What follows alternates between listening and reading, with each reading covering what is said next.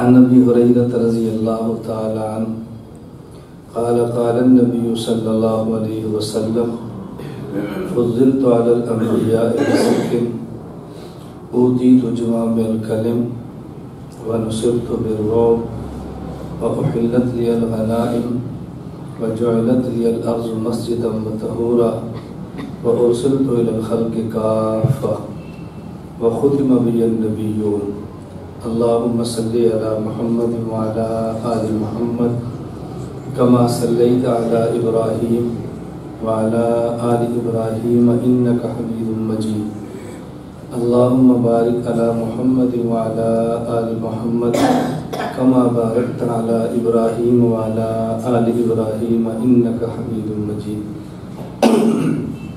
اللہ تعالیٰ کا احسان ہے کہ اللہ تعالیٰ نے ہمیں انسان بنایا ہے، مسلمان بنایا ہے، حضور اکرم صلی اللہ علیہ وسلم کا امتی ہونے کا شرف بخشا ہے۔ نبی کریم صلی اللہ علیہ وسلم صرف نبی ہی نہیں بلکہ نبی الانبیاء ہے، صرف نبی ہی نہیں بلکہ امام الانبیاء ہے، صرف نبی ہی نہیں بلکہ خاتم الانبیاء ہے۔ نبی الانبیاء، امام الانبیاء، خاتم الانبیاء، ان میں سے ہر ایک لفظ کو سمجھنے کے لیے واقعتاً پورے مستقل بیان کی ضرورت ہے۔ ہم بہت سارے لفظ بولتے ہیں لیکن سمجھتے نہیں ہیں۔ نہ سمجھنے کا جو نقصان ہونا چاہیے وہ ہوتا بھی ہے، کیونکہ ہم بات سمجھے جو نہیں ہوتی، اور آدمی بات سمجھ لے تو پھر دوسرے کو سمجھانا بہت آسان ہے، اور اگر سمجھے نہ تو سمجھانا بہت مشکل ہے۔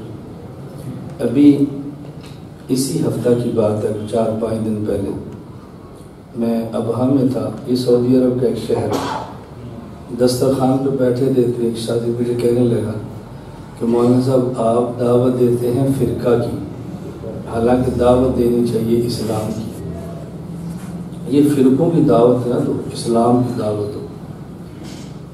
میں نے کہا جو بات مجھے آپ سمجھا رہے ہیں نا، اس پر آپ کوئی دلیل پیش کریں، جو میں عرض کروں گا تو میں بھی دلیل دوں گا۔ انہوں نے کہا حضور اکرم صلی اللہ علیہ وسلم نے فرمایا بنی اسرائیل میں 72 فرقے تھے، میری امت میں 73 ہوں گے، 72 جہنم میں جائیں گے اور 1 جنت میں جائے گا۔ میں نے کہا میرا خیال ہے آپ نے حدیث غلط پڑھی ہے۔ مجھے کہتے ہیں کیوں؟ میں نے کہا میرا خیال ہے حدیث یوں ہوگی کہ میری امت میں 72 فرقے ہوں گے اور 1 اسلام ہوگا۔ نہیں جی، حدیث میں 73 فرقے ہوں گے۔ میں نے کہا جو 72 جہنم میں جائیں گے وہ بھی فرقے، اور جو 73 جنت میں جائے گا وہ بھی فرقہ۔ تو ہم نے دعوت اس فرقے کی نہیں دینی جو جہنم میں جاتا ہے، اس کی دینی ہے جو جنت میں جاتا ہے۔ میں نے کہا آپ کا دعویٰ کیا تھا؟ فرقے کی دعوت نہ دو، اسلام کی دو۔ اس پہ دلیل پیش کرو نا۔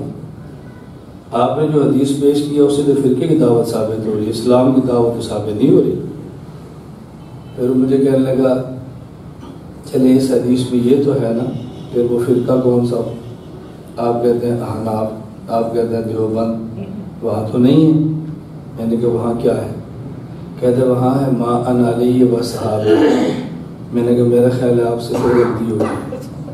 مجھے کہتے کیوں؟ میں نے کہا حدیث میں ہے ما انا علیہ و صحابی نہیں ہے۔ مجھے کہتے ہیں یہ صحابی ہے۔ میں نے کہا پھر امام بخاری تو فرماتے ہیں وَكَانَ الْقَوْمُ يَسْجُدُونَ عَلَى الْإِمَامَةِ وَالْقَلَنْسُوَةِ، صحابہ ٹوپیاں پہن کر پگڑیاں باندھ کے نماز پڑھتے تھے، تو آپ کیوں نہیں اس کا اہتمام کرتے؟ میں نے کہا اس لیے میرا خیال ہے صحابی نہیں ہوگا، غلطی لگی آپ کو۔ امام بخاری فرماتے ہیں، عبداللہ بن مسعود فرماتے ہیں علمنی النبی صلی اللہ علیہ وسلم التشہد وکفی بین کفی، میں نے حضور سے مصافحہ 2 ہاتھ سے کیا ہے، آپ بھی کہاں سے کرتے ہیں؟ اس لیے میرا خیال ہے کہ آپ مان علیہ کے پڑھا کرو، صحابی نہ پڑھا کرو، تاکہ آپ کے عمل کے مطابق تو حدیث بن جائے گا۔ کہتے جی نہیں وہ صحابی تو ہے۔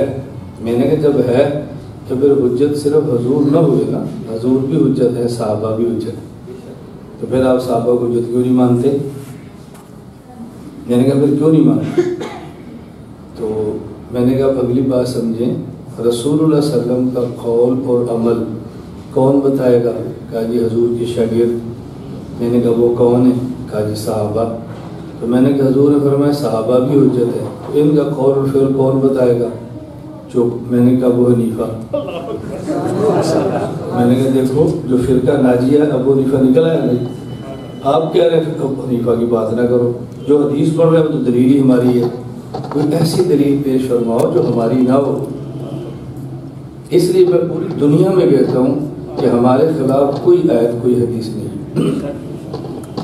آپ اس غلط فہمی میں کبھی نہ رہیں، ہمارے خلاف کوئی آیت کوئی حدیث نہیں، یہ ممکن ہی نہیں ہے ہمارے خلاف آیت ہو اور ہمارے خلاف حدیث ہو اور ہم قبول نہ کریں۔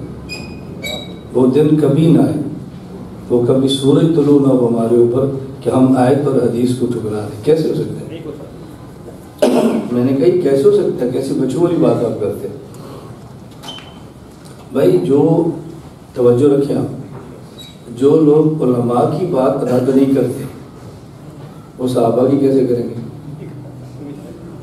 ہم کہتے ہیں اکابر بزرگ، جو بزرگوں کی بات رد نہیں کرتے وہ صحابہ کی کیسے کر سکتے ہیں؟ وہ جو صحابہ کو رد نہیں کر سکتے وہ نبی کو کیسے کر سکتے ہیں؟ کیسی بچوں والی بات کرتے ہو؟ میں نے کہا یوں نہ کہو، بات سمجھنے کی کوشش کرو۔